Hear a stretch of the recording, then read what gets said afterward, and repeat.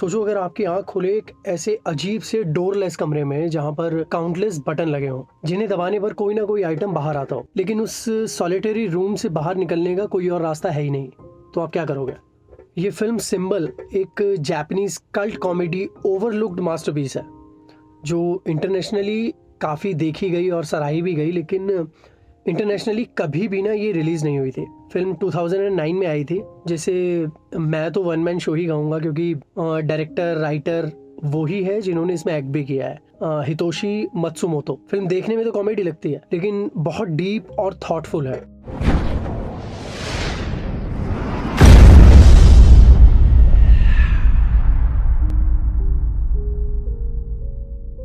कहानी दो जगहों पर घट रही है। एक जापान में जहाँ एक जापानीज आदमी है जो कि खुद यही हितोशी मत्सुमोतो है।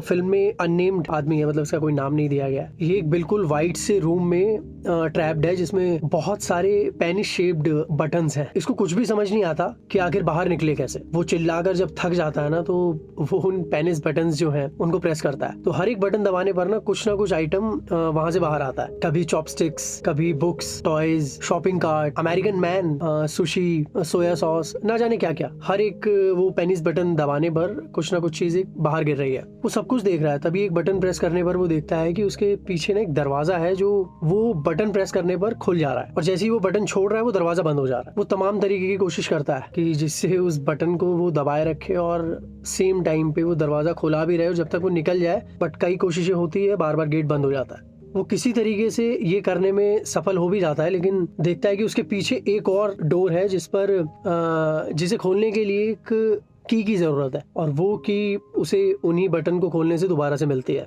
दोबारा से वो कोशिशें करता है, जब वो की उसको मिल जाती है तो फिर वो जाकर वहां पहुंचता है, तो फिर देखता है कि उस डोर के ऊपर एक और नॉर्मल सा लॉक लगा हुआ है जो शायद किसी कोड से ही खुलेगा। वो कोड भी उसको वहीं पर ही मिलता है। दोबारा से वो ट्राई करता है। अब जब किसी तरीके से उसको वो कोड मिलता है तो उस कोड को लेकर वो उस वाले ताले को भी खोल देता है, लेकिन जो पीछे वाला जो कमरा था जिसमें अब तक ये था वो बंद हो जाता है और ये नया वाला डोर ये खोलता है। पर जब ये डोर खोलता है तो वो स्पेस इतना सा है कि ये डोर पूरा नहीं खुलता, नया वाला, और पिछला वाला बंद हो चुका है। अब जो पिछला वाला जो रूम है वो बंद हो गया है और नया वाला जो डोर है ये पूरी तरीके से खुल नहीं रहा क्योंकि जगह बहुत छोटी सी है। अभी पूरी तरीके से वहां पर ट्रैप हो चुका है। अब यहाँ इसको याद आता है कि जिस कमरे में ये पहले था ना, जहाँ पर बहुत सारे बटन्स थे, जहाँ ये पहले ट्रैप था, वहां पर ये खुश था क्योंकि वहां पर इसके लिए खाने के लिए बहुत कुछ चीजें थी, पढ़ने के लिए बहुत कुछ था, या जो भी चीजें उसके आसपास थी वो उसके काम की थी। अब उसको याद आता है वो वाला रूम, पिछला वाला। It has a deep meaning. मतलब जब तक ये चीजें चल रही है, वहीं दूसरी तरफ एक मैक्सिकन फैमिली हमें दिखाई जाती है जिसमें एक छोटा बच्चा है जो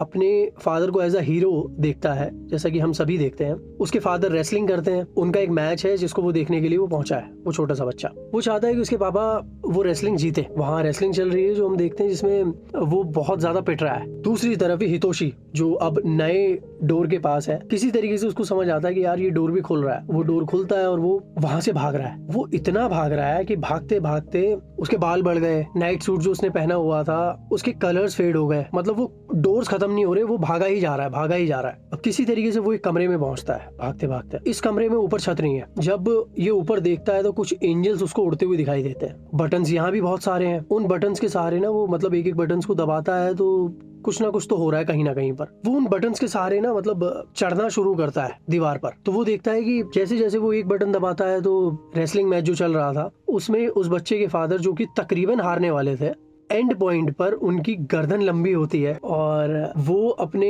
अपोजिशंस पर वार करते हैं और जीत जाते हैं उस रेसलिंग को। और फिर जब दोबारा से उसने वो बटन दबाया वहां पर, तो वो दोबारा से एक बार और गर्दन बड़ी होती है। इस बार वार अपने साथी पर भी कर दिया है जो टैग टीम में उनके साथ खेल रहा था, रेफरी पर भी किया है, अपने बच्चे पर भी किया है, और वो सभी लोग मतलब नॉकआउट हो जाते हैं, सभी मर गए। जब जापानीज मैन दूसरा बटन प्रेस करता है तो कहीं हमें दिखाया जाता है लॉस एंजलिस में कोई एक कॉन्सर्ट हो रहा है। एक सिंगर अपनी ही ऑडियंस पर मुंह से आग फेंकने लगता है।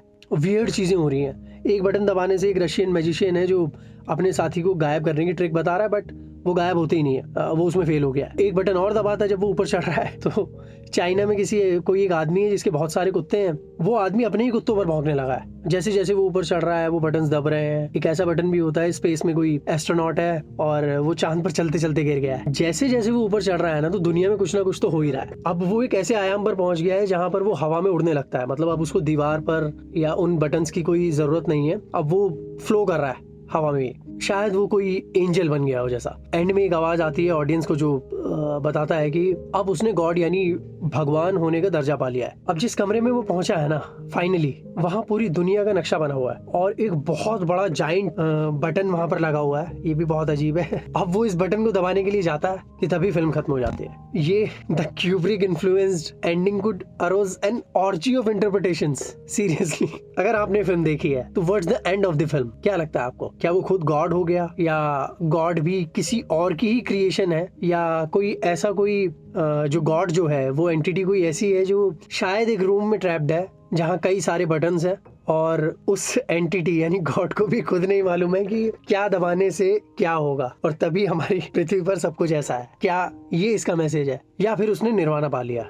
As I always says, film बहुत ग्रेट और बहुत खराब के बीच कहीं ना कहीं होती है। बस फिल्म के बेसिक्स ठीक होने चाहिए और हर तरीके की ऑडियंस है उसको देखने के लिए। इस फिल्म के साथ भी ना ऐसा ही है, एक थॉट प्रोवोकिंग आइडिया है, उसको कॉमेडी में पिरो कर ऑडियंस के सामने परोसा गया है। जब आप देखते हैं तो दो ही बातें हो सकती हैं, या तो आप इसको बहुत ज़्यादा एंजॉय करेंगे, इसका जो डीप मीनिंग है शायद वो समझने की कोशिश करेंगे और सोच में पड़ जाएंगे, या फिर ऐसा होगा कि आप बहुत तगड़े तरीके से बोर हो जाएंगे। फिल्म अच्छी है, यूट्यूब पर अवेलेबल है, जरूर देखिएगा और समझिएगा इसको। I am not a film reviewer और a film critic, I am just a film buff, a film student who likes to watch films and learning through it. So आपको ये फिल्म कैसी लगी? अगर आपने देखी है या अगर आपका कोई और थॉट है इस फिल्म के ऊपर तो आप जरूर बताइएगा। आइए let's discuss films. Thank you, bye.